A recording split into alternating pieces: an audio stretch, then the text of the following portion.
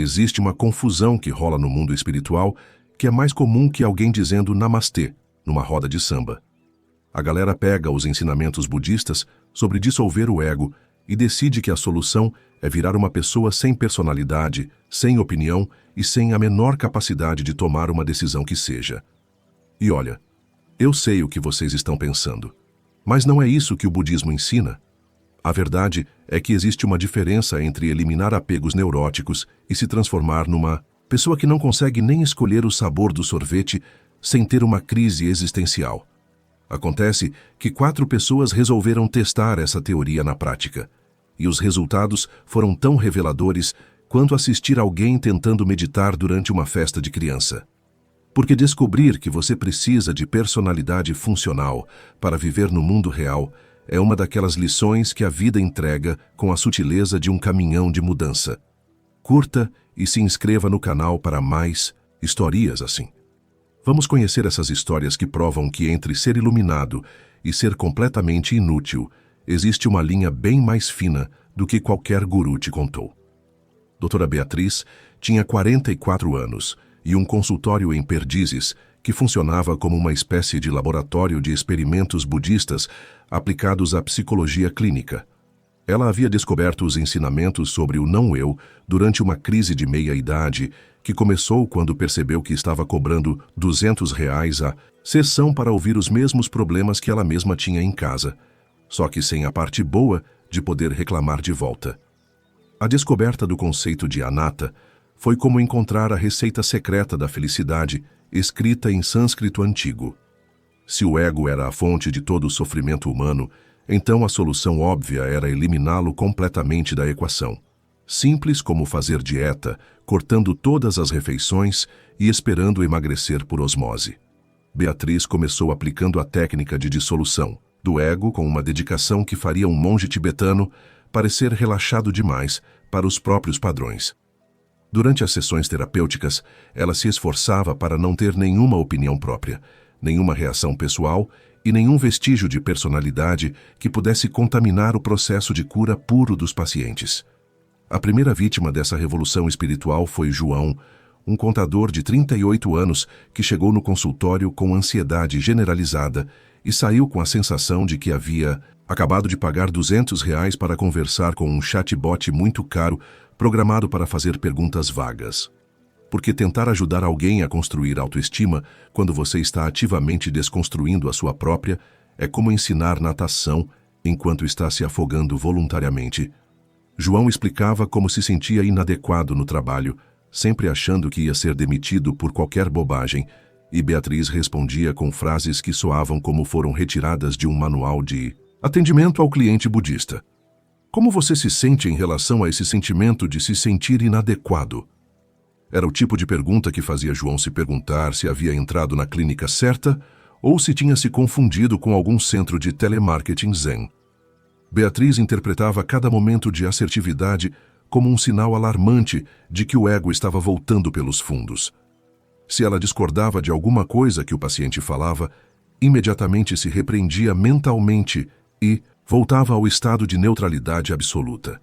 Era como assistir alguém tentando fazer terapia com a personalidade no modo avião permanente. O problema fundamental dessa abordagem é que pacientes com depressão precisam de alguém que demonstre com a própria presença que existe vida inteligente do outro lado do buraco negro emocional. E uma terapeuta que havia voluntariamente se jogado no próprio buraco existencial em nome da iluminação espiritual não estava exatamente qualificada para mostrar a saída para ninguém.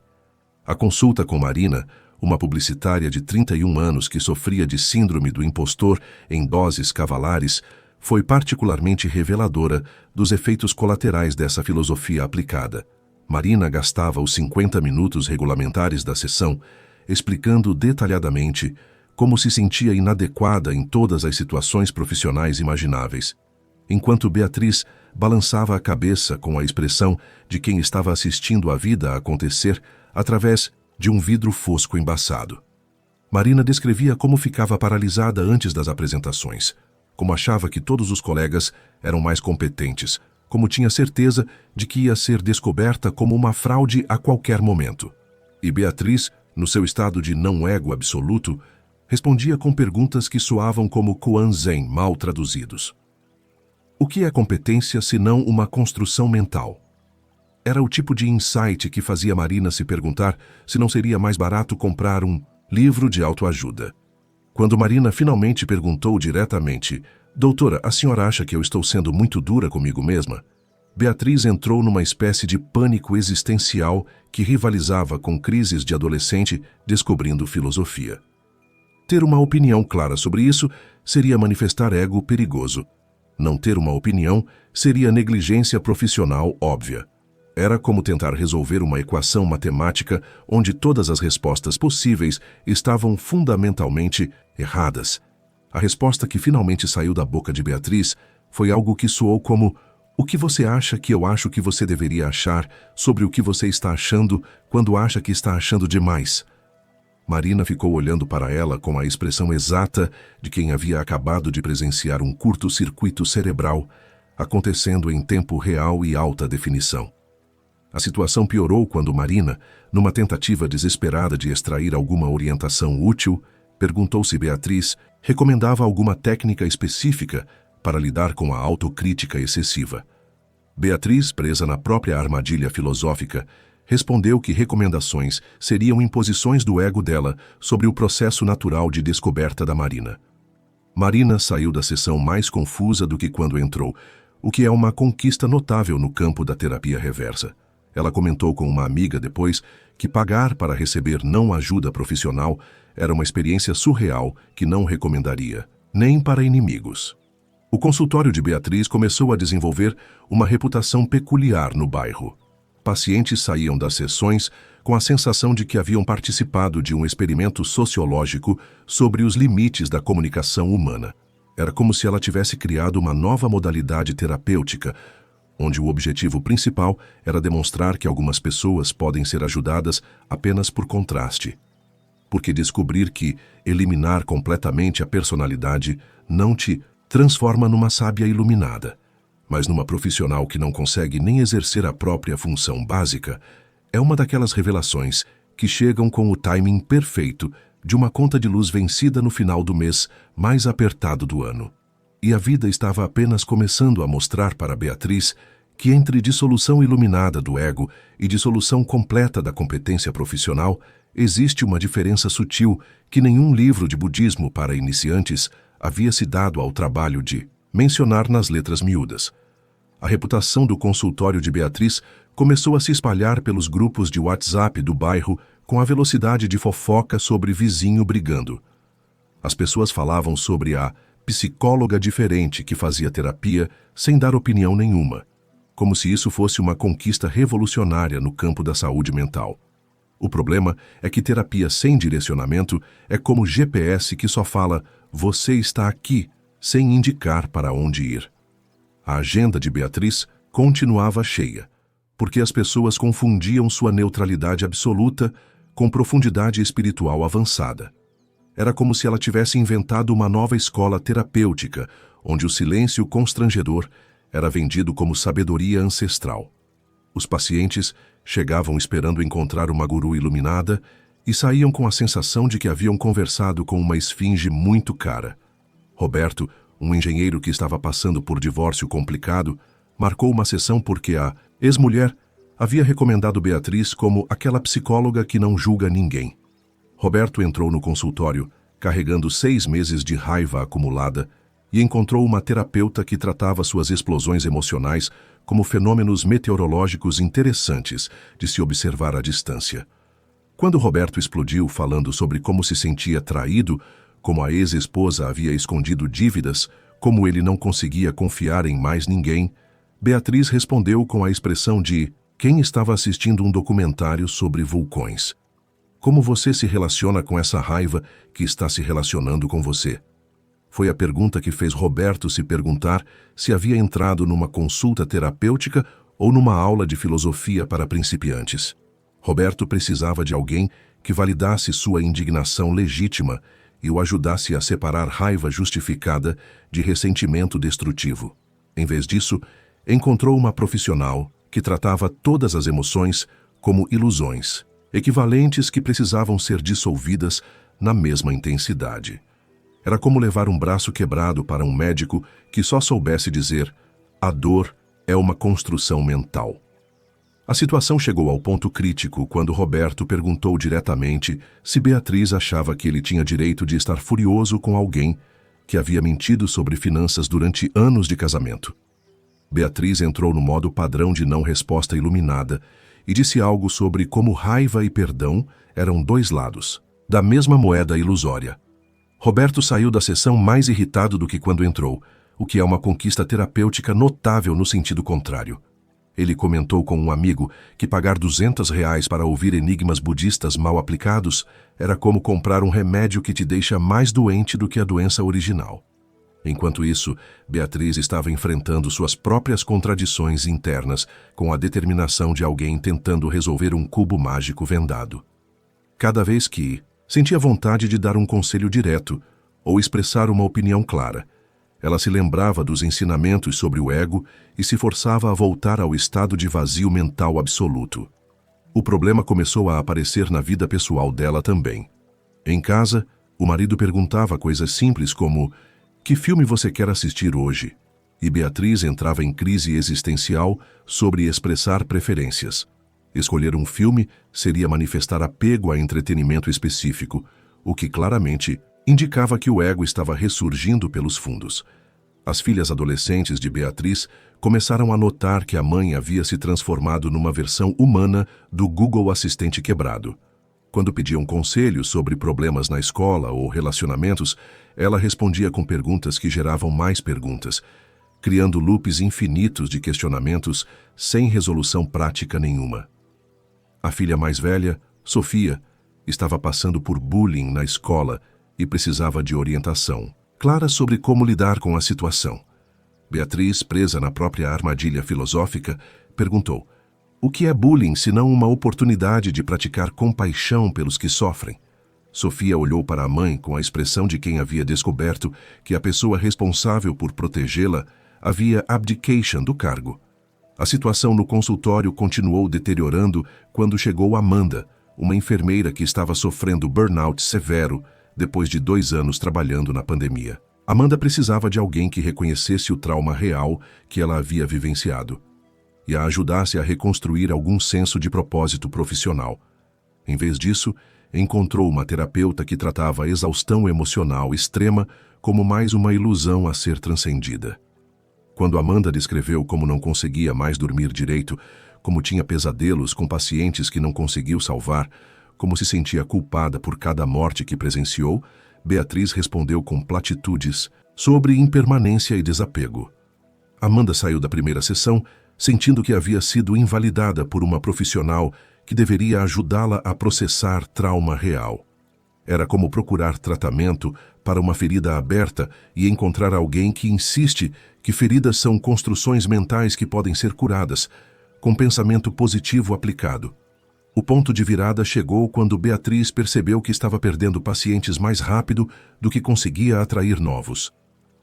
As pessoas simplesmente não voltavam depois da primeira ou segunda sessão, e ela não conseguia entender por que sua abordagem iluminada não estava funcionando com a eficácia esperada. Ela começou a questionar se talvez estivesse aplicando os ensinamentos budistas de forma equivocada. Mas essa dúvida também era tratada como manifestação do ego tentando sabotar o processo de dissolução espiritual. Era como estar presa numa armadilha mental, onde questionar a armadilha era prova de que a armadilha estava funcionando perfeitamente. Porque descobrir que neutralidade absoluta em terapia não é sabedoria avançada, mas negligência profissional disfarçada de espiritualidade, é uma revelação que chega com a sutileza de um alarme de incêndio tocando durante uma sessão de meditação silenciosa. A derrocada final da carreira terapêutica de Beatriz chegou através de Mariana, uma publicitária de 29 anos que sofria de depressão há 6 meses e havia tentado 3 psicólogos diferentes sem sucesso. Mariana chegou ao consultório com a esperança desesperada de quem está procurando a última chave numa casa que está pegando fogo. Mariana havia perdido o emprego, terminado um relacionamento de 5 anos e estava morando com os pais pela primeira vez desde os 18 anos. Ela descrevia seus dias como uma sequência interminável de autocrítica e paralisia emocional, acordando às 2 da tarde e passando o resto do tempo navegando nas redes sociais com a motivação de um caracol sedado. Durante a primeira sessão, Mariana falou sobre como se sentia um peso para a família, como achava que nunca ia conseguir se reerguer profissionalmente, como não via sentido em nada que fazia. Era exatamente o tipo de situação onde uma pessoa precisa de alguém que demonstre que a vida pode ter cor de novo, que existe esperança do outro lado do túnel. Beatriz, fiel à sua filosofia de não-eu absoluto, respondeu às confissões devastadoras de Mariana com perguntas que soavam como se tivessem sido geradas por inteligência artificial programada para fazer terapia zen. Quem é esse eu que está sofrendo? Foi o tipo de pergunta que fez Mariana se perguntar se havia confundido consultório psicológico com centro de retiros espirituais. Mariana tentou explicar que precisava de orientação prática para sair da paralisia, talvez algumas técnicas para lidar com a ansiedade, quem sabe exercícios para reconstruir a autoestima demolida. Beatriz respondeu que buscar técnicas era apego a resultados e que verdadeira cura vinha da dissolução completa do eu que queria ser curado. A segunda sessão foi ainda mais frustrante. Mariana chegou contando que havia tido uma crise de pânico no supermercado e precisava entender como lidar com esses episódios que estavam ficando mais frequentes. Beatriz, presa na própria armadilha filosófica, sugeriu que pânico era resistência à experiência presente e que aceitação total era a resposta universal. Mariana saiu da segunda sessão mais desesperada do que quando entrou, o que é uma façanha terapêutica que deveria estar no Guinness Book dos Recordes Médicos. Ela comentou com a mãe que estava pagando para conversar com alguém que parecia ter desistido da própria humanidade em nome de uma espiritualidade mal compreendida. A terceira e última sessão foi quando aconteceu a revelação que mudaria completamente a perspectiva de Beatriz sobre sua abordagem terapêutica. Mariana chegou visivelmente pior, com olheiras profundas e um desespero que era quase palpável no ar do consultório. Mariana começou a sessão dizendo que não estava conseguindo mais sair da cama, que os pais estavam preocupados, que ela estava considerando procurar ajuda psiquiátrica, porque aparentemente terapia não estava funcionando. Era um pedido de socorro direto, sem rodeios, do tipo que exige resposta clara e direcionamento firme. Beatriz entrou, no modo automático de não resposta iluminada, e estava prestes a perguntar algo sobre a natureza ilusória do sofrimento, quando Mariana a interrompeu com uma observação que cortou como lâmina afiada. Doutora, eu lembro de uma frase do Buda que li numa página do Instagram essa semana. Ele disse que se você realmente se ama, jamais prejudicará outro. Mariana fez uma pausa que pareceu durar uma eternidade. Mas a senhora está se prejudicando para tentar me ajudar, e isso está prejudicando a mim também. A frase atingiu Beatriz como um soco direto no estômago das suas convicções. Mariana continuou com a clareza brutal de quem não tem mais nada a perder. A senhora virou uma pessoa sem personalidade tentando me ajudar a encontrar a minha. Como isso pode dar certo? Beatriz ficou em silêncio pela primeira vez em meses, por uma razão que não tinha nada a ver com sabedoria budista. Era o silêncio de quem havia acabado de perceber que estava cavando um buraco, pensando que estava construindo uma escada. Mariana se levantou e disse que ia procurar outro profissional, alguém que pudesse estar presente como ser humano completo durante as sessões.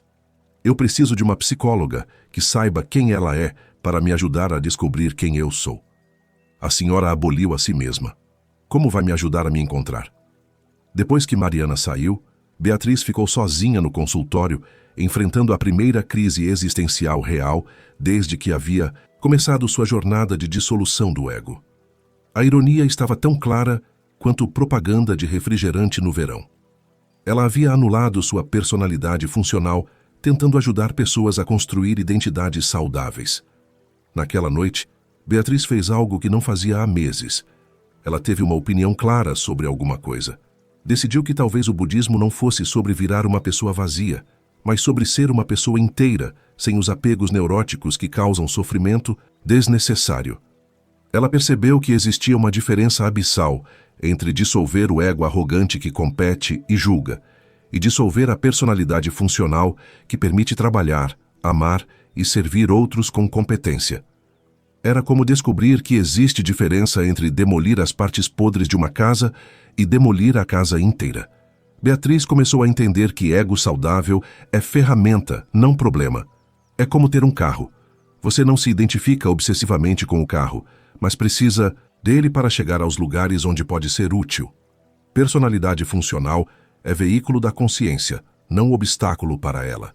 Na semana seguinte, ela mudou completamente sua abordagem terapêutica. Voltou a dar opiniões quando necessário, orientações quando apropriado, e usar sua experiência pessoal como ponte para ajudar outros. Descobriu que compaixão verdadeira inclui autocompaixão e que amar outros incluía não se anular completamente no processo. Porque às vezes, a sabedoria chega através da boca de uma paciente desesperada que te faz perceber que você estava praticando autocompaixão de cabeça para baixo e que Buda nunca pediu para ninguém virar um fantasma bem-intencionado, disfarçado de terapeuta iluminado. E olha, enquanto Beatriz estava redescobrindo que ter personalidade funcional não é pecado espiritual, do outro lado da cidade um artista estava enfrentando uma crise criativa que fazia Van Gogh parecer emocionalmente estável. Por quê? Quando você decide que expressar individualidade através da arte é manifestação de ego, o resultado é uma exposição que parece ter sido organizada por alguém que tem medo da própria sombra. Diego Fernandes tinha 32 anos e um ateliê na Vila Madalena que parecia ter sido decorado por alguém que tinha medo de cores, formas e qualquer coisa que pudesse ser interpretada como expressão pessoal. Ele havia começado a carreira artística pintando retratos com uma técnica impressionista que fazia as pessoas parecerem versões melhoradas de si mesmas, o que era um talento raro no mundo da arte contemporânea. A transformação de Diego de artista expressivo para criador de vazio começou quando ele descobriu os ensinamentos budistas sobre desapego durante um período particularmente produtivo da carreira. Ele estava vendendo quadros regularmente, tinha uma galeria interessada no seu trabalho e recebia elogios que inflavam seu ego de forma que ele considerava perigosa para o desenvolvimento espiritual. A descoberta do conceito de vazio criativo foi como encontrar a fórmula secreta para transcender a arte mundana e atingir expressão pura, universal. Se o ego era responsável por toda expressão pessoal limitada, então a solução óbvia era criar arte completamente despersonalizada. Era como decidir que a melhor forma de tocar piano é amarrar as mãos nas costas. Diego interpretou os ensinamentos sobre vazio de forma literal demais, chegando à conclusão de que qualquer traço de personalidade individual na arte era manifestação de apego neurótico. Ele começou a pintar quadros que pareciam ter sido criados por uma inteligência artificial programada para evitar qualquer coisa que pudesse ser identificada como estilo pessoal. Os primeiros experimentos nessa nova fase artística resultaram em telas que eram tecnicamente competentes, mas emocionalmente estéreis, como se tivessem sido pintadas por alguém que havia assistido tutoriais de arte no YouTube, mas nunca havia sentido nada na vida. Diego celebrava essa esterilidade como prova de que estava transcendendo as limitações do eu criativo. A primeira vítima dessa revolução artística foi Marina, uma colecionadora que havia comprado 3 quadros da fase anterior de Diego e estava interessada em acompanhar o desenvolvimento do trabalho dele. Ela visitou o ateliê esperando encontrar evolução técnica e descobriu uma coleção de obras que pareciam ter sido criadas por um robô muito educado. Marina olhou as telas novas com a expressão de quem estava tentando entender uma piada que não tinha graça. Eram paisagens perfeitamente executadas que não transmitiam nenhuma emoção específica. Retratos tecnicamente corretos que pareciam ter sido pintados por alguém que nunca havia conhecido as pessoas retratadas. Naturezas mortas tão impessoais que faziam as frutas parecerem objetos de decoração. Quando Marina perguntou sobre a mudança radical de estilo, Diego explicou sua jornada espiritual com o entusiasmo de alguém descrevendo como havia descoberto a cura para a expressividade artística. Ele falava sobre transcender o ego criativo como se fosse uma conquista revolucionária no campo das artes visuais. Marina saiu do ateliê sem comprar nada, comentando com uma amiga depois que era como se Diego tivesse decidido que a melhor forma de ser artista era parar de ser humano. Era uma observação mais precisa do que ela imaginava na hora. A segunda vítima foi Carlos, um galerista que estava planejando uma exposição individual do trabalho de Diego. Carlos havia se interessado pela técnica impressionista única que Diego desenvolvera na fase anterior, uma mistura de precisão técnica com emotividade que criava retratos que capturavam não apenas a aparência física das pessoas, mas alguma essência de quem elas eram. Carlos chegou ao ateliê para escolher as obras da exposição e encontrou um artista que havia aparentemente desistido de tudo que o tornava interessante como criador. As obras novas eram como versões descafeinadas da arte, tecnicamente proficientes, mas sem qualquer substância que justificasse o espaço na parede de uma galeria séria. A conversa com Carlos foi particularmente reveladora das contradições internas que Diego estava enfrentando. Carlos perguntou diretamente o que havia acontecido com a personalidade artística que o tornava único no mercado saturado da arte contemporânea brasileira. Diego respondeu com um discurso sobre como individualidade artística era a ilusão do ego que impedia a criação de arte verdadeiramente universal. Ele explicou que estava buscando criar obras que transcendessem limitações pessoais e falassem diretamente à consciência coletiva sem intermediação da personalidade individual. Carlos ouviu o discurso inteiro com a paciência de quem está assistindo alguém explicar por que decidiu demolir a própria casa para construir uma vaga de estacionamento. No final, ele cancelou a exposição com a delicadeza de quem não quer ser cruel, mas também não quer desperdiçar espaço da galeria com arte que parecia ter sido criada por um algoritmo bem educado. A terceira vítima foi Sofia, uma estudante de artes que admirava o trabalho anterior de Diego e havia marcado uma mentoria para discutir desenvolvimento técnico. Sofia chegou ao ateliê com um portfólio cheio de experimentações pessoais e encontrou um mentor que parecia ter desistido de qualquer coisa que pudesse ser chamada de visão artística individual.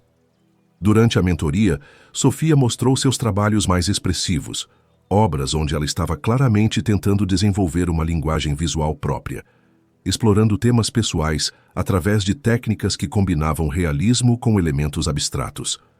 Eram experimentos típicos de alguém jovem tentando encontrar sua voz artística. Diego analisou o portfólio de Sofia com a perspectiva de alguém que havia decidido que ter voz artística própria era problema a ser resolvido, não objetivo a ser alcançado. Ele sugeriu que ela eliminasse todos os elementos que tornavam o trabalho distintamente dela e buscasse uma expressão mais universal e impessoal. Sofia saiu da mentoria mais confusa do que quando entrou, comentando com colegas da faculdade que era como receber conselhos sobre como ser artista de alguém que havia desistido de ser artista. Era uma observação que resumia perfeitamente o paradoxo em que Diego havia se metido. O ateliê de Diego começou a desenvolver uma atmosfera peculiar no bairro artístico. Outros artistas passavam em frente e comentavam sobre o cara que havia decidido que expressar personalidade através da arte era espiritualmente incorreto. Era como se ele tivesse criado uma nova escola artística, onde o objetivo principal era demonstrar que criatividade sem personalidade é apenas técnica aplicada ao vazio. Porque descobrir que arte sem expressão individual não é transcendente, mas apenas habilidade técnica aplicada ao nada, é uma revelação que chega com a sutileza de uma exposição vazia numa galeria lotada de pessoas procurando alguma coisa para sentir. A reputação artística de Diego começou a se deteriorar com a velocidade de sorvete derretendo no sol de verão carioca. As galerias que antes disputavam seus trabalhos agora recebiam suas propostas com o entusiasmo de quem está sendo oferecido um seguro de vida durante o próprio velório. Era como se ele tivesse descoberto uma fórmula infalível para transformar talento artístico em irrelevância comercial absoluta. O problema fundamental da abordagem de Diego era que ele havia confundido vazio espiritual com vazio literal. Ele interpretava os ensinamentos sobre não apego de forma tão radical que sua arte parecia ter sido criada por alguém que não tinha apego nem mesmo ao ato de criar. Era como tentar cozinhar sem sal, porque sal é tempero demais para comida transcendente. A situação piorou quando Diego recebeu uma encomenda de um empresário que queria um retrato da família para o escritório. Era o tipo de trabalho que ele fazia com facilidade na fase anterior, capturando não apenas a aparência física das pessoas, mas alguma essência de suas personalidades e da dinâmica familiar que os unia. O empresário, Fernando, chegou ao ateliê com a esposa e 2 filhos adolescentes, esperando encontrar um artista capaz de criar algo que representasse a identidade única da família. Em vez disso, encontrou alguém que parecia determinado a pintar um retrato que poderia representar qualquer família do planeta, desde que essa família não tivesse personalidade específica nenhuma. Durante as primeiras sessões de pose, Diego se recusava a capturar qualquer característica que tornasse o retrato distintamente daquela família específica. Ele pintava os rostos com uma neutralidade que fazia as pessoas parecerem versões genéricas de seres humanos, como se estivesse criando um manual de instruções sobre como uma família deve parecer em teoria. Fernando tentou explicar que queria algo que representasse quem eles eram como pessoas, talvez capturando o jeito particular como o filho mais novo sorria, ou a forma como a esposa inclinava a cabeça quando estava pensando. Diego respondeu que capturar características individuais seria impor limitações egóicas sobre a expressão universal da família.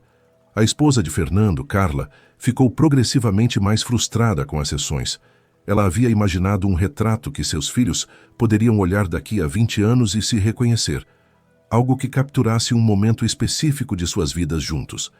Em vez disso, estava recebendo uma obra que parecia ter sido pintada por alguém que nunca havia conhecido uma família de verdade. O filho mais velho, Ricardo, fez uma observação que cortou direto ao centro do problema. Ele perguntou por que o artista estava pintando eles como se fossem pessoas em um catálogo de móveis, sem nenhuma vida real nos olhos. Era uma crítica devastadoramente precisa, vinda de um adolescente de 16 anos, que provavelmente nunca havia pisado numa galeria de arte na vida. Diego tentou explicar sua filosofia artística para uma família que só queria um retrato que os representasse adequadamente. Ele falou sobre transcender individualidade através da arte, sobre criar obras que falassem à humanidade universal, em vez de personalidades específicas. A família ouviu com a paciência de quem está pagando por um serviço e recebendo uma aula de filosofia não solicitada. A situação chegou ao ponto onde Fernando cancelou a encomenda na metade do processo, explicando que queria um retrato da sua família, não um estudo genérico sobre o conceito abstrato de família. Diego ficou genuinamente confuso sobre por que alguém preferira personalização egóica sobre arte universalmente relevante. Paralelamente, Diego começou a enfrentar uma crise criativa mais profunda. Ele percebeu que estava gastando mais tempo pensando sobre como não expressar personalidade do que realmente criando alguma coisa. Era como se tivesse desenvolvido uma forma de bloqueio criativo filosoficamente justificada. Seus dias no ateliê se tornaram exercícios de autossabotagem espiritual. Ele começava uma pintura com alguma inspiração genuína, depois passava horas eliminando qualquer elemento que pudesse ser interpretado como expressão pessoal. Era como escrever uma música e depois apagar todas as notas que soassem específicas demais.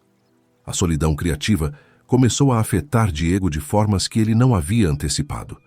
A arte sempre havia sido sua forma de se conectar com outras pessoas, de comunicar coisas que não conseguia expressar com palavras.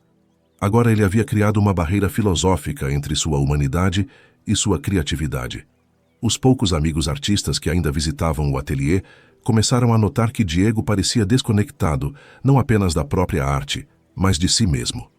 Ele falava sobre vazio criativo com o entusiasmo de quem está descrevendo uma descoberta revolucionária, mas seus olhos tinham a expressão de alguém que havia perdido algo importante e não lembrava mais o que era. Júlia, uma pintora que havia sido colega de Diego na faculdade, visitou o ateliê e ficou genuinamente preocupada com o que viu.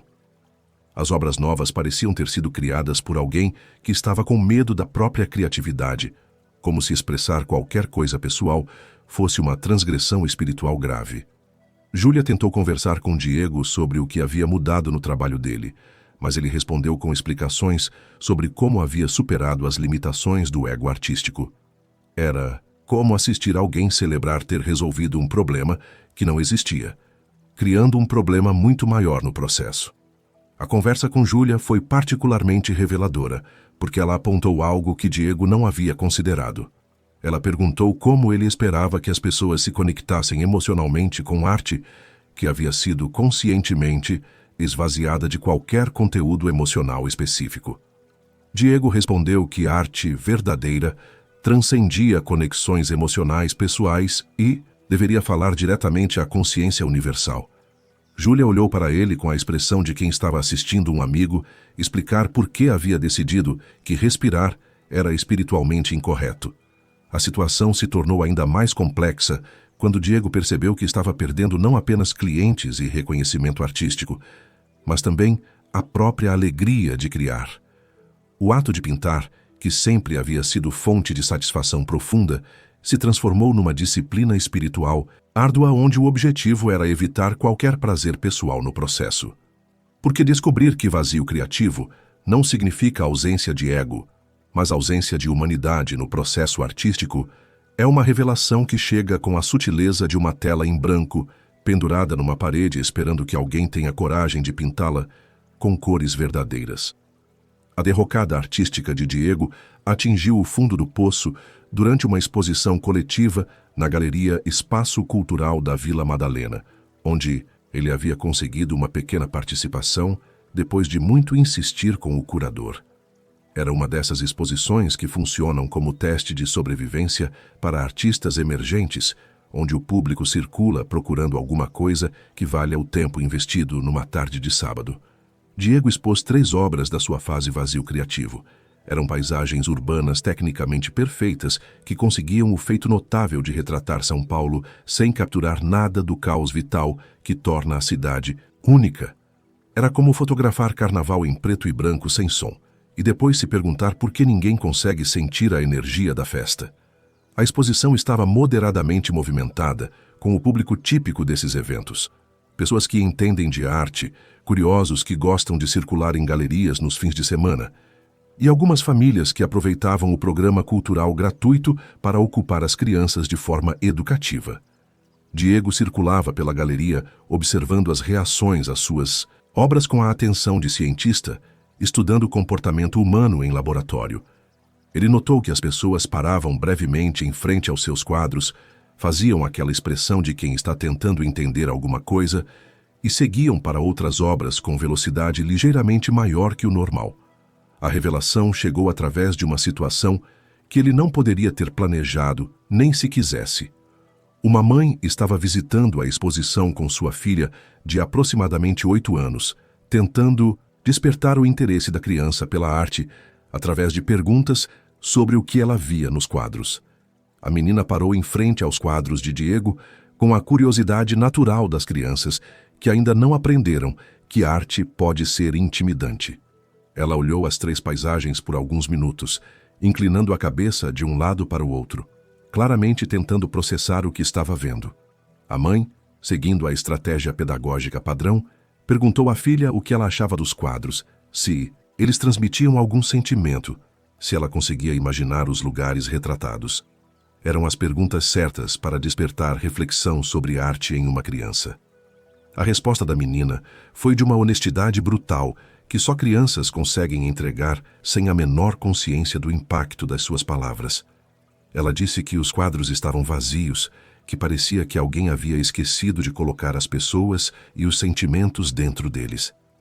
A mãe tentou estimular uma reflexão mais elaborada, explicando que nem toda arte precisa ter pessoas, que paisagens podem ser muito expressivas sozinhas. Era uma tentativa gentil de desenvolver o senso estético da filha através de conceitos mais sofisticados sobre arte. A menina ouviu a explicação com a paciência que crianças demonstram quando adultos estão tentando ensinar alguma coisa, mas insistiu na sua observação original. Ela disse que outros quadros da exposição tinham vida dentro deles, mesmo quando não mostravam pessoas. Mas aqueles 3 pareciam que alguém havia sugado toda a vida para fora. A conversa continuou quando a mãe, tentando ser educativa, mencionou uma frase que havia lido numa página sobre arte budista no Instagram durante a semana. Ela disse que havia aprendido que cada artista é como uma vela que pode acender milhares de outras velas, citando um ensinamento do Buda que relacionava criatividade com iluminação espiritual. A filha processou essa informação com a seriedade que crianças dedicam a metáforas que fazem sentido para elas. Depois, olhou novamente para os quadros de Diego e fez uma observação que cortou como lâmina afiada através de toda a filosofia artística que ele havia construído nos últimos meses. Ela disse que aqueles quadros pareciam que haviam sido pintados por uma vela que havia se apagado. Não conseguiam acender nada em ninguém, porque não tinham luz própria para compartilhar. Era uma crítica devastadoramente precisa, formulada por alguém que provavelmente nunca havia ouvido falar de ego artístico ou vazio criativo. Diego estava próximo o suficiente para ouvir a conversa inteira, e as palavras da criança atingiram exatamente o centro da contradição em que ele havia se metido. Ele havia tentando criar arte universal eliminando sua própria individualidade, mas o resultado era arte que não falava com ninguém, porque não tinha voz própria para falar. A mãe e a filha se afastaram para observar outras obras, deixando Diego sozinho em frente aos próprios quadros, com uma perspectiva completamente nova sobre o que havia criado. Ele percebeu que as obras pareciam cenários vazios, esperando que alguém chegasse para habitar o espaço e dar sentido à composição. Naquele momento, Diego entendeu que havia confundido vazio espiritual com vazio literal. Vazio budista não significa ausência de conteúdo, mas ausência de apego neurótico ao conteúdo. É a diferença entre pintar sem se identificar obsessivamente com o resultado e pintar sem se envolver humanamente com o processo. Ele percebeu que individualidade artística não é manifestação de ego problemático, mas expressão da consciência única que cada pessoa representa no mundo. Eliminar personalidade da arte não cria universalidade, cria impessoalidade que não se conecta com a experiência humana real de ninguém. Diego começou a entender que o ensinamento sobre velas acendendo outras velas se aplicava perfeitamente à sua situação. Para acender algo em outras pessoas através da arte, ele precisava primeiro ter sua própria chama individual acesa. Vazio criativo verdadeiro significa criar sem apego aos resultados, não criar sem envolvimento pessoal no processo. Na semana seguinte, ele voltou ao ateliê com uma perspectiva completamente renovada sobre sua prática artística. Começou a pintar novamente com envolvimento emocional e perspectiva individual, mas sem a ansiedade neurótica sobre reconhecimento e sucesso que havia caracterizado sua fase anterior. Descobriu que podia expressar sua visão única do mundo sem se identificar obsessivamente com a aprovação que isso poderia gerar. Era como aprender a dançar com paixão, sem se preocupar se alguém está assistindo e aprovando cada movimento. Diego percebeu que ego artístico saudável é ferramenta de expressão, não obstáculo para a transcendência. É o pincel que a consciência usa para criar, não o problema que precisa ser eliminado. Personalidade funcional na arte é veículo para tocar outras pessoas, não barreira para a universalidade. Seus novos trabalhos começaram a refletir essa compreensão mais madura. Eram obras claramente criadas por Diego, com sua perspectiva única e técnica individual, mas sem o apego neurótico aos resultados que havia caracterizado sua primeira fase. Era arte feita com amor pelo processo, não arte feita para alimentar ego inseguro, porque às vezes a sabedoria sobre vazio criativo chega através de uma criança de 8 anos que te faz perceber que você havia confundido transcendência artística com autoanulação criativa, e que Buda nunca pediu para ninguém virar uma vela apagada disfarçada de artista iluminado. Enquanto Diego estava redescobrindo que arte precisa de alma para funcionar, numa empresa de tecnologia no Itaim Bibi, uma CEO estava tentando liderar uma equipe praticando humildade tão extrema que seus funcionários começaram a se perguntar se ela havia sofrido algum tipo de lobotomia espiritual. Porque quando você decide que reconhecer suas próprias competências é arrogância inaceitável, o resultado é uma liderança que faz todo mundo querer procurar emprego em outro lugar. Isabel tinha 39 anos e dirigia uma startup de soluções digitais no Itaim Bibi, que crescera de 3 funcionários trabalhando numa sala emprestada para uma empresa de 45 pessoas, ocupando 2 andares de um prédio comercial respeitável. Ela havia construído esse sucesso através de uma combinação rara de visão estratégica, capacidade de execução e talento natural para identificar oportunidades de mercado antes dos concorrentes. A transformação de Isabel de líder assertiva para CEO em crise de identidade começou durante um retiro de liderança, onde ela descobriu os ensinamentos budistas sobre humildade e dissolução do ego. O palestrante explicava como líderes iluminados transcendem a necessidade de reconhecimento pessoal e lideram através do exemplo de desapego aos resultados. A descoberta desses conceitos foi como encontrar a chave para resolver todos os problemas de liderança que ela nem sabia que tinha. Se o ego era responsável por toda a arrogância corporativa e competição destrutiva, então a solução óbvia era eliminar completamente qualquer manifestação de autoconfiança ou reconhecimento de competências próprias. Isabel interpretou os ensinamentos sobre humildade de forma tão literal que decidiu que reconhecer suas próprias habilidades empresariais era manifestação de arrogância espiritual inaceitável.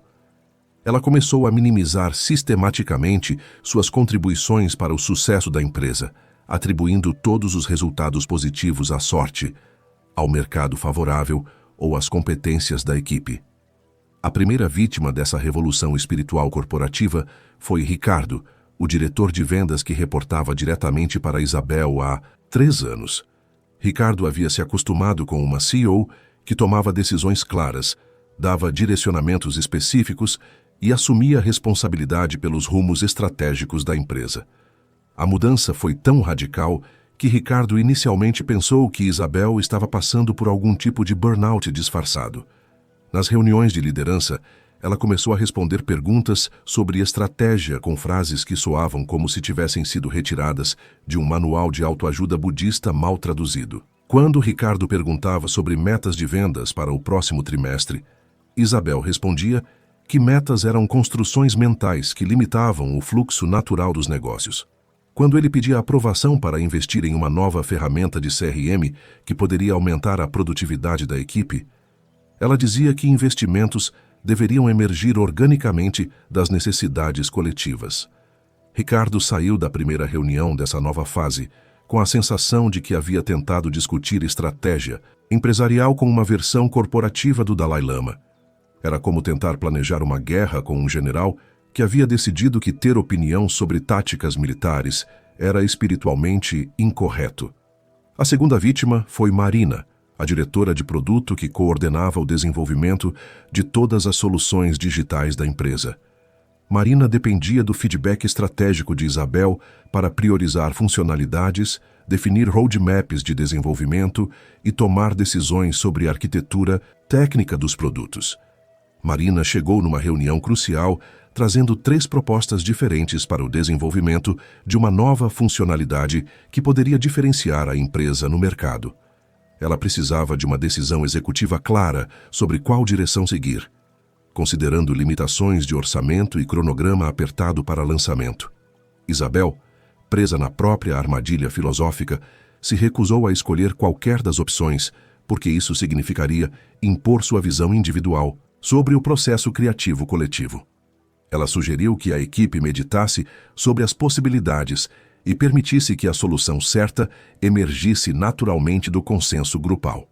Marina saiu da reunião mais confusa do que quando entrou, carregando 3 propostas que continuavam sem aprovação e um cronograma que não admitia mais atrasos.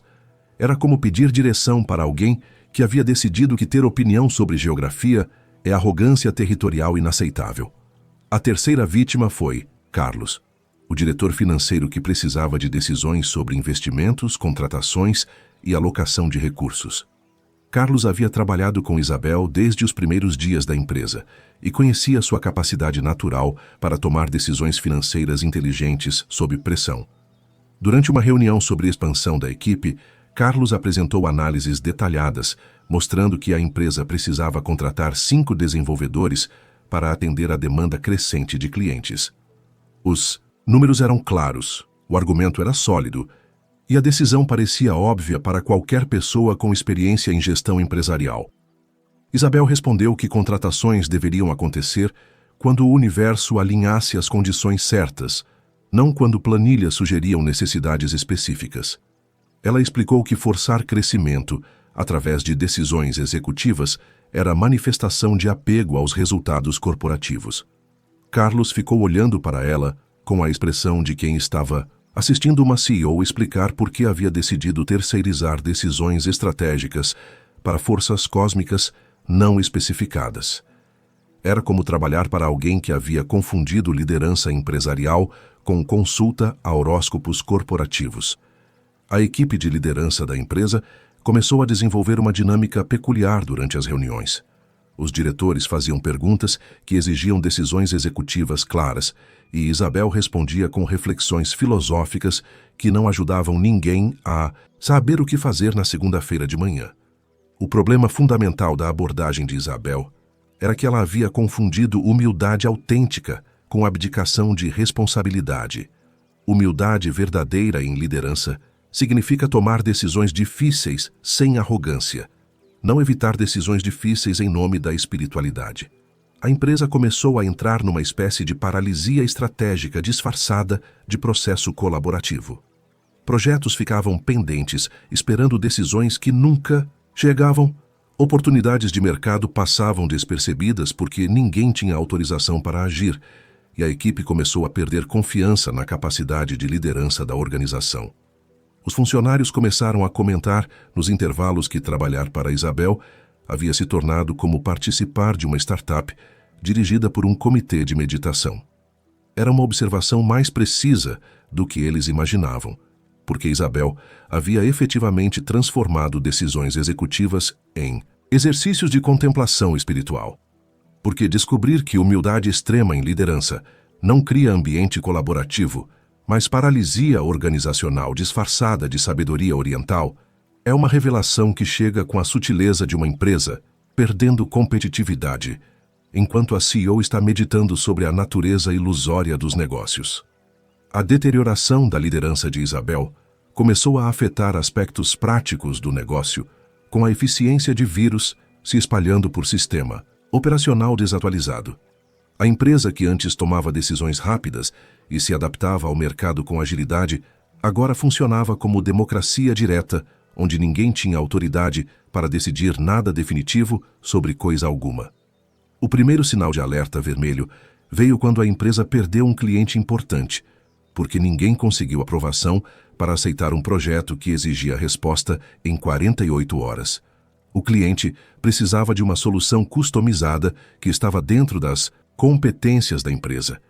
Mas Isabel se recusou a autorizar o trabalho, porque não queria impor sua visão sobre o que a empresa deveria aceitar. A proposta ficou circulando entre os diretores como batata quente, com cada um tentando obter algum tipo de direcionamento estratégico que nunca chegava.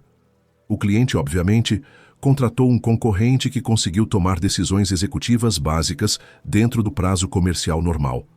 Ricardo, o diretor de vendas, tentou uma abordagem diferente na reunião seguinte.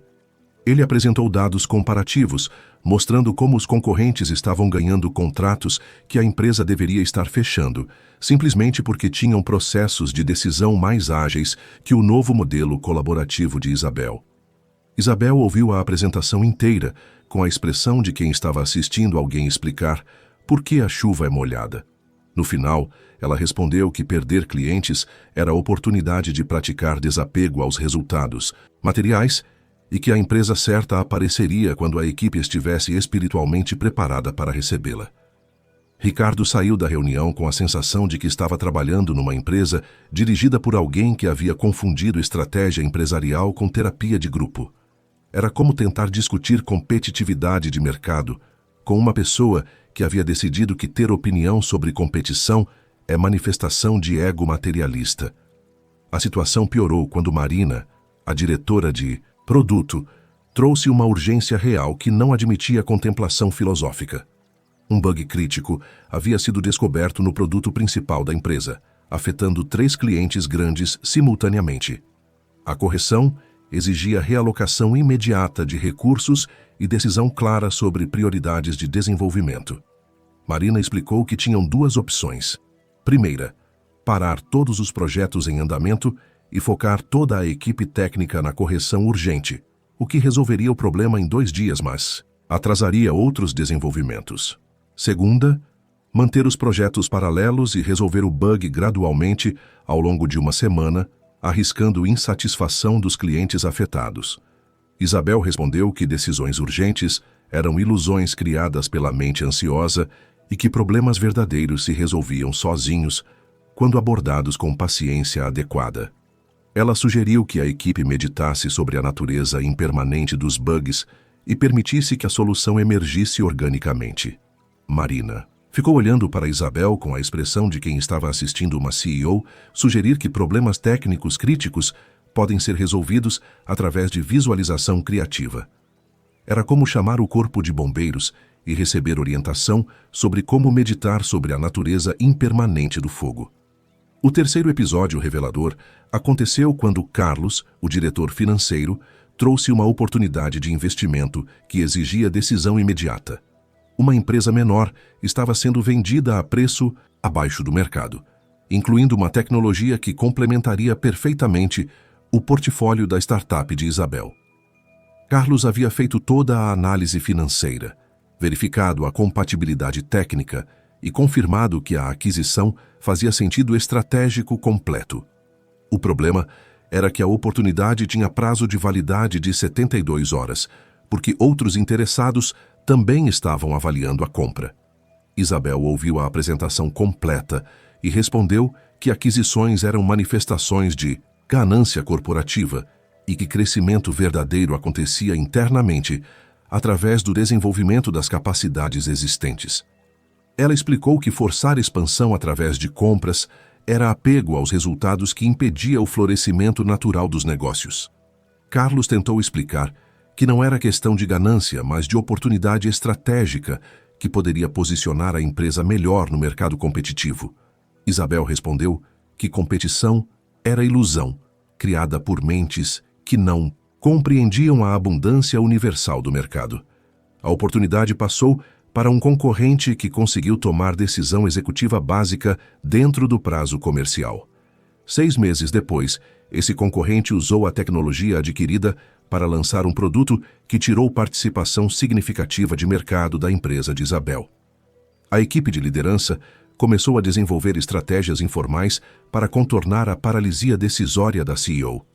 Eles criaram um sistema onde decisões pequenas eram tomadas coletivamente sem envolver Isabel, enquanto decisões grandes simplesmente não eram tomadas porque exigiam aprovação executiva que nunca chegava.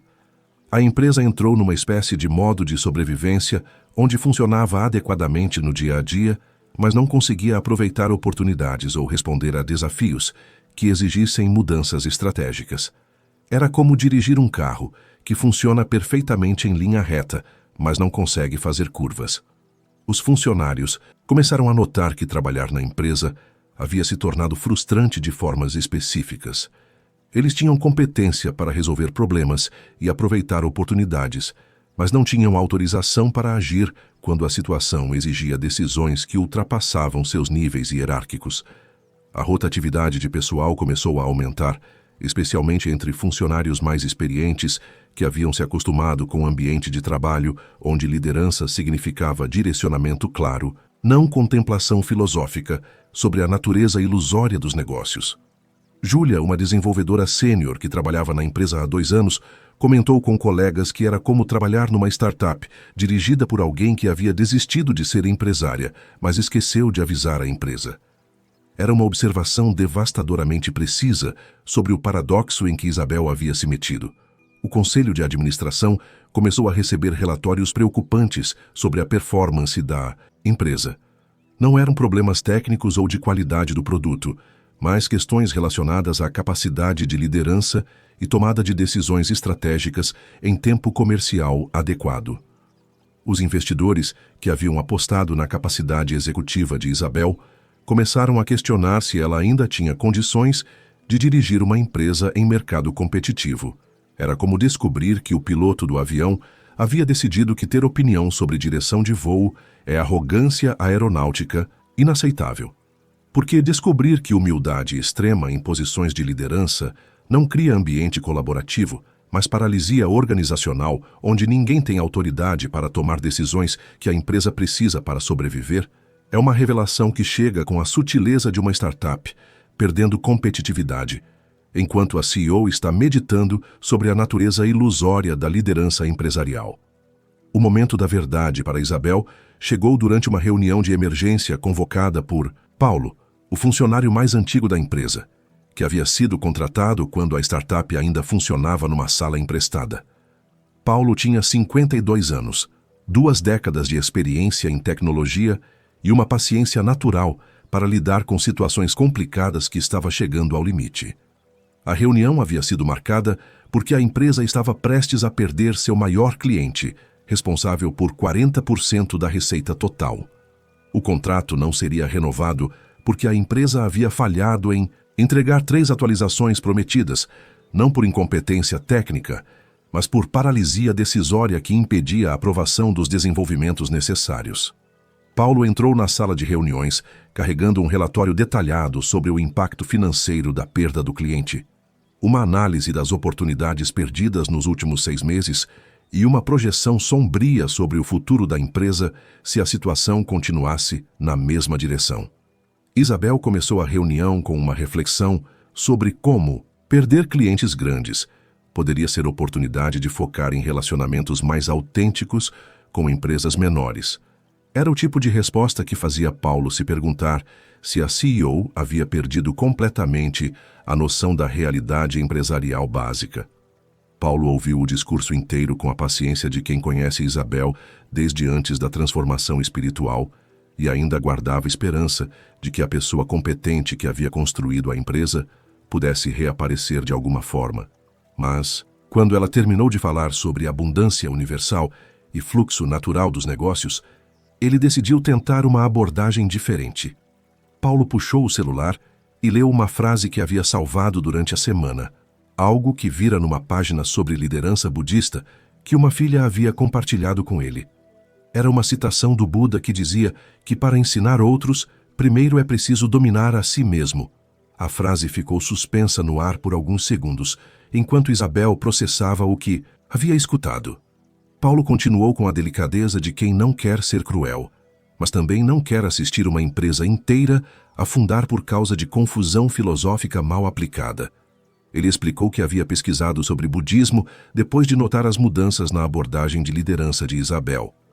Descobriu que domínio de si mesmo no contexto budista não significava eliminar competências pessoais, mas usar competências pessoais sem arrogância destrutiva. Paulo apontou que Isabel havia construído a empresa através de decisões inteligentes, visão estratégica clara e capacidade natural de liderança.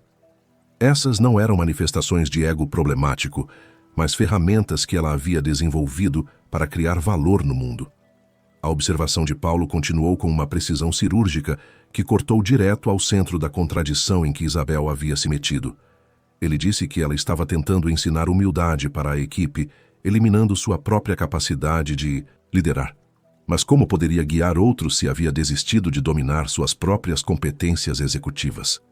Isabel ficou em silêncio pela primeira vez em meses, por uma razão que não tinha nada a ver com sabedoria contemplativa. Era o silêncio de quem havia acabado de perceber que estava tentando resolver um problema inexistente, criando um problema muito real no processo. Paulo explicou que a equipe precisava de uma líder que soubesse quem ela era e o que sabia fazer, não de alguém que havia abdicado de todas as qualidades que a tornavam eficaz em posições de responsabilidade. Humildade verdadeira seria usar suas competências para servir a empresa sem se identificar neuroticamente com os resultados. A conversa continuou quando Paulo mencionou que havia observado como Isabel era capaz de tomar decisões difíceis sem arrogância na fase anterior da empresa. Ela conseguia ser assertiva sem ser autoritária, confiante sem ser prepotente, decisiva sem ser inflexível. Isabel começou a perceber que havia confundido humildade autêntica com autoanulação profissional. Humildade verdadeira em liderança significa reconhecer competências sem arrogância e usar a autoridade para servir, não abandonar competências em nome de uma espiritualidade mal compreendida. Paulo terminou a conversa com uma observação que resumia perfeitamente a situação. Ele disse que a empresa precisava da Isabel, que sabia tomar decisões inteligentes, mas sem a ansiedade neurótica sobre estar sempre certa que havia caracterizado alguns momentos da fase anterior. Naquela tarde, Isabel tomou a primeira decisão executiva clara em 6 meses. Ela autorizou o desenvolvimento urgente das 3 atualizações necessárias para manter o cliente grande, realocou recursos para priorizar a entrega e estabeleceu cronograma apertado, mas realista, para a conclusão dos trabalhos. Foi como assistir alguém lembrando como respirar depois de ter passado meses tentando viver sem oxigênio. A equipe reagiu com um alívio quase palpável, não porque preferiam autoritarismo, mas porque precisavam de direcionamento claro para fazer o trabalho que sabiam fazer bem. Isabel descobriu que podia tomar decisões executivas firmes sem se identificar obsessivamente com acertos e erros. Era como aprender a dirigir com confiança, sem se preocupar neuroticamente se outros motoristas aprovam seu estilo de condução. Na semana seguinte, ela implementou um novo estilo de liderança, que combinava decisões claras com abertura para feedback, direcionamento firme com flexibilidade para ajustes e autoridade funcional com humildade genuína sobre limitações pessoais. A empresa conseguiu manter o cliente grande, aproveitar 2 oportunidades que haviam surgido durante o período de paralisia e criar um ambiente de trabalho onde as pessoas tinham tanto autonomia para executar quanto direcionamento claro sobre objetivos estratégicos. Isabel percebeu que ego saudável em liderança é ferramenta de serviço, não obstáculo para a transcendência. É como ter um carro confiável. Você não se identifica obsessivamente com o carro, mas precisa dele para chegar aos lugares onde pode ser útil.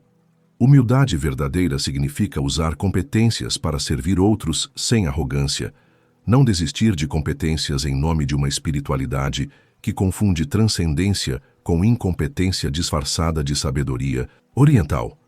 Descobrir que liderança sem ego funcional é como tentar ensinar natação depois de esquecer como nadar, e que dominar a si mesmo inclui dominar as próprias capacidades profissionais para usá-las sem apego neurótico aos resultados. Porque às vezes, a sabedoria sobre humildade verdadeira chega através de um funcionário experiente que te faz perceber que você estava confundindo transcendência espiritual com abdicação de responsabilidade, e que Buda nunca pediu para ninguém virar um líder incompetente disfarçado de sábio iluminado. Enquanto Isabel estava redescobrindo que liderar com competência não é pecado espiritual, numa escola estadual da Zona Sul, um professor estava tentando educar adolescentes sem expressar opinião própria sobre nada, o que fazia suas aulas parecerem apresentações de slides narradas por inteligência artificial muito educada. Porque quando você decide que ter perspectiva pessoal no ensino é imposição egóica, inaceitável, o resultado é uma educação que ensina tudo sobre o mundo, exceto como pensar sobre ele. Professor Marcos Pereira tinha 47 anos e lecionava História numa escola estadual do Jabaquara, onde havia desenvolvido, ao longo de 15 anos de carreira, uma reputação sólida entre alunos e colegas por conseguir fazer adolescentes se interessarem por períodos históricos que normalmente pareciam tão relevantes quanto o manual de instruções de videocassete. Marcos tinha um talento natural para conectar eventos do passado com questões contemporâneas que os alunos vivenciavam, criando pontes entre a Revolução Francesa e as manifestações políticas atuais, entre a crise de 1929 e as flutuações econômicas que afetavam as famílias dos estudantes. Era o tipo de professor que fazia os alunos saírem da aula conversando sobre o que haviam aprendido. A transformação de Marcos de educador engajado para facilitador neutro começou durante um curso de formação, continuada sobre espiritualidade na educação, onde ele descobriu os ensinamentos budistas sobre não imposição e dissolução do ego pedagógico. O palestrante explicava como professores iluminados transcendem a necessidade de influenciar alunos com opiniões pessoais. A descoberta desses conceitos foi como encontrar a solução para todos os problemas educacionais que ele nem sabia que estava criando.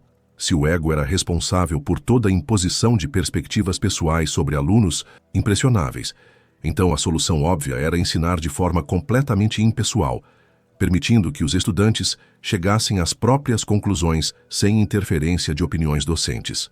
Marcos interpretou os ensinamentos sobre não imposição de forma tão literal que decidiu eliminar qualquer vestígio de perspectiva pessoal das suas aulas. Ele começou a apresentar todos os eventos históricos como fenômenos neutros, evitando qualquer interpretação que pudesse influenciar o julgamento dos alunos sobre causas, consequências ou significados. A primeira vítima dessa revolução pedagógica foi a turma do segundo ano que estava estudando o período da ditadura militar brasileira. Marcos, que anteriormente conseguia envolver os alunos numa discussão rica sobre democracia, direitos humanos e importância da participação política, agora apresentava os fatos como se fossem dados meteorológicos. Ele descrevia prisões políticas, censura e tortura com a mesma neutralidade emocional que usaria para explicar mudanças climáticas. Quando os alunos faziam perguntas sobre por que pessoas foram perseguidas por expressar opiniões políticas, Marcos respondia que julgamentos sobre certo e errado eram construções mentais que limitavam a compreensão histórica objetiva. Amanda, uma aluna de 16 anos particularmente engajada, ficou visivelmente frustrada com a abordagem. Ela perguntou diretamente se Marcos achava que tortura era certa ou errada, esperando uma resposta que a ajudasse a processar a complexidade moral do período histórico estudado. Marcos, preso na própria armadilha filosófica, respondeu que categorias morais eram imposições contemporâneas sobre contextos históricos que deveriam ser compreendidos sem julgamentos pessoais. Era como tentar ensinar sobre o Holocausto sem expressar opinião sobre genocídio. Amanda saiu da aula comentando com colegas que era estranho estudar ditadura com um professor que parecia ter medo de falar sobre democracia. Era uma observação mais precisa do que ela imaginava, porque Marcos havia efetivamente desenvolvido medo de expressar valores democráticos básicos em nome de uma neutralidade mal compreendida. A segunda vítima foi a turma do terceiro ano que estava estudando escravidão no Brasil. Marcos, que anteriormente conseguia conduzir discussões profundas sobre racismo, desigualdade social e legados históricos que persistem até hoje, agora apresentava o tema como se fosse um fenômeno econômico abstrato. Ele descrevia o sistema escravista com a mesma neutralidade que usaria para explicar técnicas agrícolas, evitando qualquer comentário que pudesse ser interpretado como posicionamento moral sobre a instituição da escravidão. Quando os alunos perguntavam sobre conexões entre escravidão histórica e racismo contemporâneo, Marcos respondia que estabelecer causas e efeitos era interpretação pessoal que limitava análise objetiva. João, um aluno negro de 17 anos, ficou visivelmente incomodado com a abordagem. Ele comentou que estudar escravidão sem discutir impactos morais e sociais era como estudar câncer sem mencionar que doença é ruim para a saúde. Marcos tentou explicar sua filosofia educacional para um adolescente que precisava entender como processos históricos afetaram sua própria realidade social. Ele falou sobre transcender julgamentos pessoais para alcançar compreensão universal, como se neutralidade sobre injustiças históricas fosse conquista pedagógica avançada. João saiu da aula mais confuso do que esclarecido, comentando com amigos que era bizarro ter um professor de história que parecia ter medo da própria matéria. Era como aprender sobre incêndios com alguém que se recusa a mencionar que fogo queima. A terceira vítima foi a turma do primeiro ano que estava estudando Grécia Antiga e o desenvolvimento da democracia. Marcos, que anteriormente usava esse tema para discussões envolventes sobre participação política, cidadania e importância do debate público, agora apresentava a democracia ateniense como sistema político neutro, entre outros. Ele descrevia as instituições democráticas gregas sem expressar qualquer perspectiva sobre vantagens ou desvantagens de diferentes formas de governo. Quando os alunos perguntavam por que a democracia havia se tornado modelo para sociedades contemporâneas, Marcos Respondia que preferências por sistemas políticos eram opiniões pessoais que não cabiam no ensino objetivo. Carla, uma aluna de 15 anos interessada em política, perguntou diretamente qual era a diferença prática entre democracia e ditadura. Marcos respondeu que diferenças eram perspectivas culturais que variavam conforme contexto histórico, evitando qualquer afirmação que pudesse ser interpretada como defesa de valores democráticos. Carla ficou olhando para ele com a expressão de quem estava assistindo um professor de história explicar por que história não tem lições relevantes para o presente. Era como tentar aprender sobre navegação com alguém que se recusa a mencionar que algumas direções levam a destinos melhores que outras. A sala de professores começou a notar mudanças na abordagem de Marcos. Colegas comentavam que suas aulas haviam se tornado apresentações factuais, sem contexto interpretativo, como se ele estivesse lendo enciclopédia em voz alta para adolescentes que precisavam entender significado dos eventos estudados. Outros professores tentaram conversar com Marcos sobre a importância de ajudar alunos a desenvolver pensamento crítico através de discussões orientadas por perspectivas pedagógicas claras. Marcos respondia que pensamento crítico deveria emergir naturalmente dos fatos, sem influência de opiniões docentes. O problema fundamental da abordagem de Marcos era que ele havia confundido neutralidade educacional com abdicação pedagógica. Ensino eficaz requer perspectiva docente que ajude alunos a processar informações complexas, não apresentação de dados sem contexto interpretativo. Porque descobrir que neutralidade absoluta no ensino não cria ambiente educacional objetivo, mas experiência de aprendizagem estéril, onde alunos recebem informações sem orientação para compreender significados, é uma revelação que chega com a sutileza de uma aula de história que evita ensinar qualquer coisa sobre história. A deterioração pedagógica de Marcos começou a afetar não apenas o interesse dos alunos pela matéria, mas também sua capacidade de conectar aprendizado histórico com compreensão do mundo contemporâneo. Era como assistir alguém transformar educação em transmissão de dados desconectados de qualquer significado relevante para a vida dos estudantes. O primeiro sinal de alerta vermelho veio durante uma aula sobre Revolução Industrial, tema que Marcos anteriormente usava para discussões fascinantes sobre transformações sociais, condições de trabalho e desenvolvimento do capitalismo moderno. Os alunos costumavam sair dessas aulas com perguntas inteligentes sobre economia, tecnologia e mudanças sociais. Desta vez, Marcos apresentou a Revolução Industrial como sequência cronológica de eventos tecnológicos, evitando qualquer análise sobre impactos sociais, benefícios ou problemas criados pela industrialização.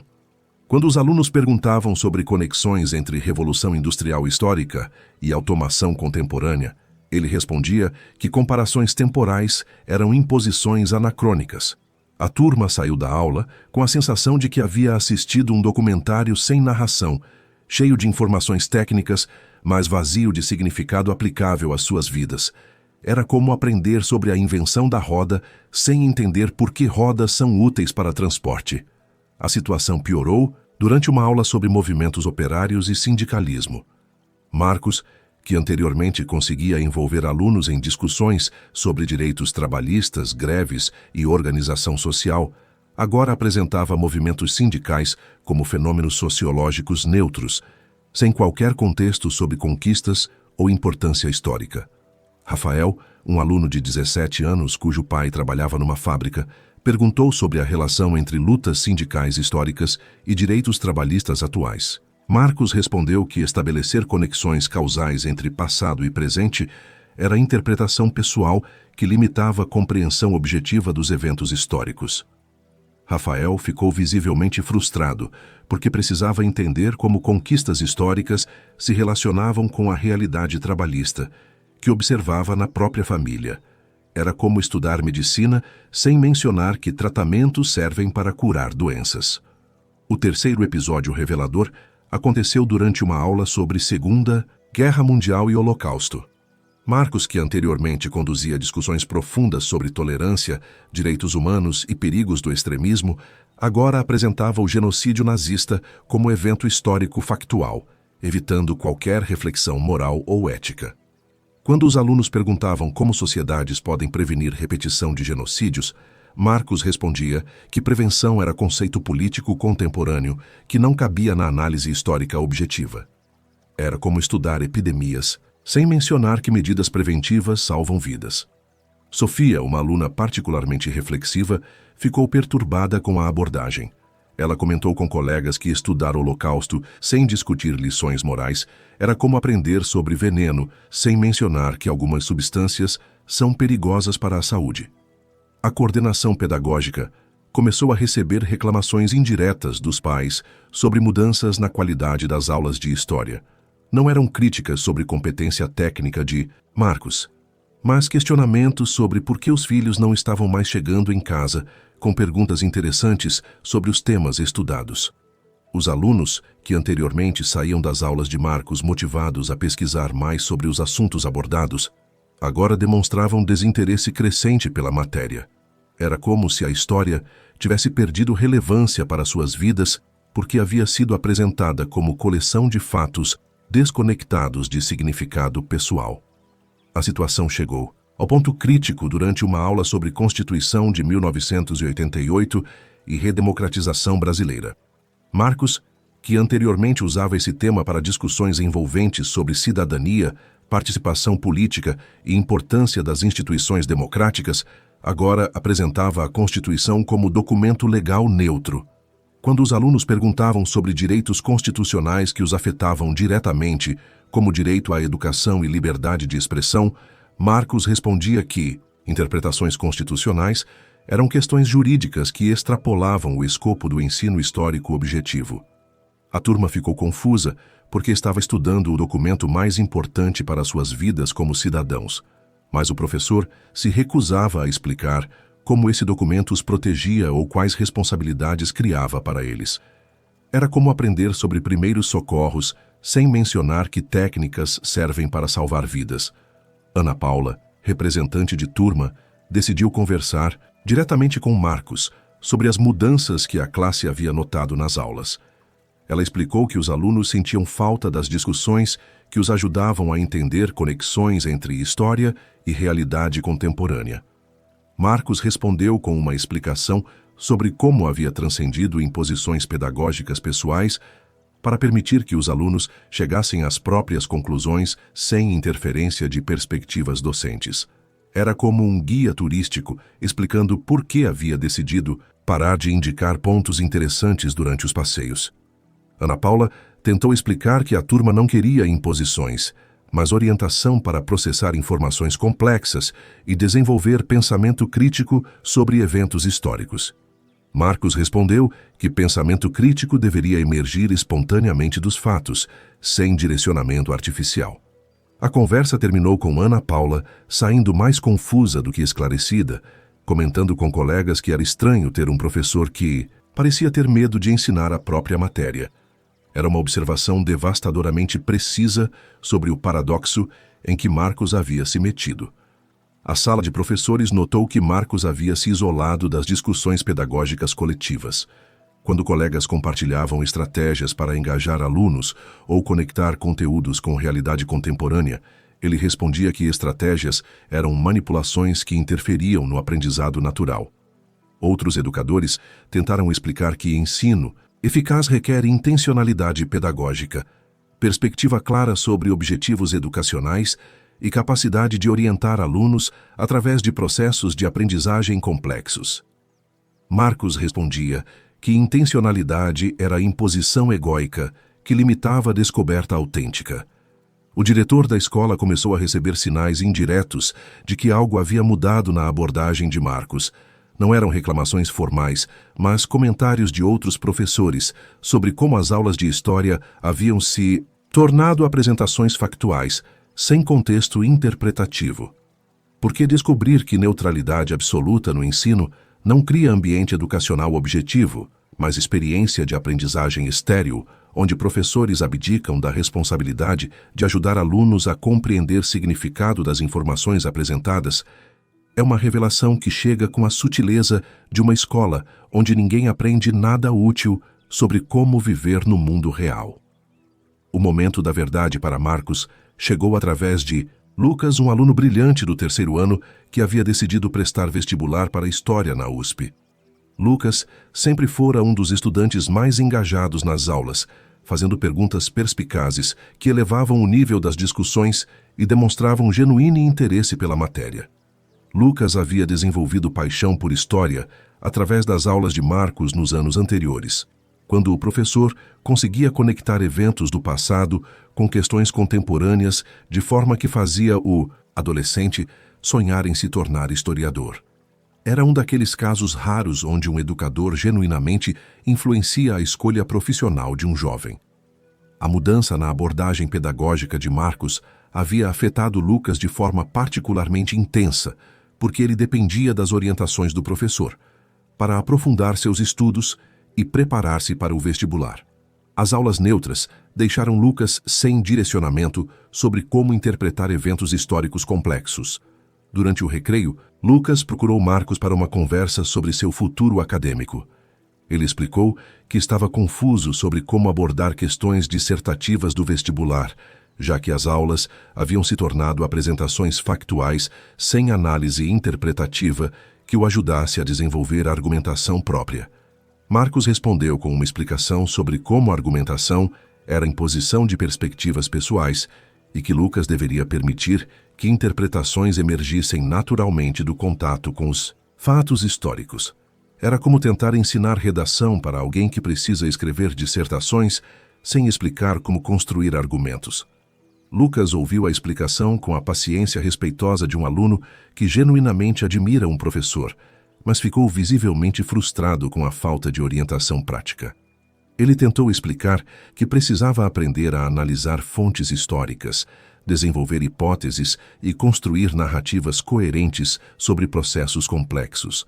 Marcos respondeu que análise, hipóteses e narrativas eram construções mentais que limitavam compreensão direta dos eventos históricos. Lucas ficou olhando para ele com a expressão de quem estava assistindo alguém explicar por que água molhada é conceito limitante para a natação. A frustração de Lucas atingiu o ponto máximo quando ele mencionou uma frase que havia aprendido numa página sobre educação budista que a mãe havia compartilhado com ele durante a semana. Era um provérbio que dizia que o professor aparece quando o aluno está pronto. Lucas fez uma pausa que pareceu durar uma eternidade antes de continuar com a honestidade brutal que apenas alunos genuinamente dedicados conseguem entregar. Ele disse que havia passado 3 anos se preparando para aprender história em nível mais avançado, mas o professor havia desaparecido exatamente quando ele mais precisava de orientação. A frase atingiu Marcos como um soco direto no estômago das suas convicções pedagógicas. Lucas continuou explicando que havia aprendido muito nos anos anteriores, porque Marcos sabia ensinar, sabia orientar e sabia conectar informações de forma que ajudava alunos a pensar sobre história. Lucas disse que não queria imposição de opiniões, mas precisava de um professor que soubesse guiá-lo através da complexidade do conhecimento histórico. Alguém que pudesse mostrar como historiadores pensam, como evidências são avaliadas, como interpretações são construídas e defendidas. A observação final de Lucas foi devastadoramente precisa. Ele disse que um professor sem perspectiva própria não consegue ensinar alunos a desenvolver perspectivas fundamentadas. Era como tentar aprender música com alguém que havia decidido que ter opinião sobre melodias é arrogância artística. Marcos ficou em silêncio pela primeira vez em meses, por uma razão que não tinha nada a ver com sabedoria contemplativa. Era o silêncio de quem havia acabado de perceber que estava tentando resolver um problema educacional inexistente, criando um problema pedagógico muito real no processo. Lucas se despediu dizendo que ia procurar orientação em outros lugares, porque precisava de um professor de história que soubesse ensinar história, não de alguém que havia desistido de ser professor em nome de uma filosofia que ninguém havia pedido. Depois que Lucas saiu, Marcos ficou sozinho na sala de aula, enfrentando a primeira crise pedagógica real desde que havia começado sua jornada de neutralidade absoluta. A ironia estava tão clara quanto lousa limpa esperando para ser preenchida com conhecimento útil. Ele percebeu que havia confundido imposição ideológica com orientação pedagógica. Ensino eficaz requer perspectiva docente clara, não para doutrinar alunos, mas para guiá-los através da complexidade do conhecimento e ajudá-los a desenvolver capacidade crítica própria.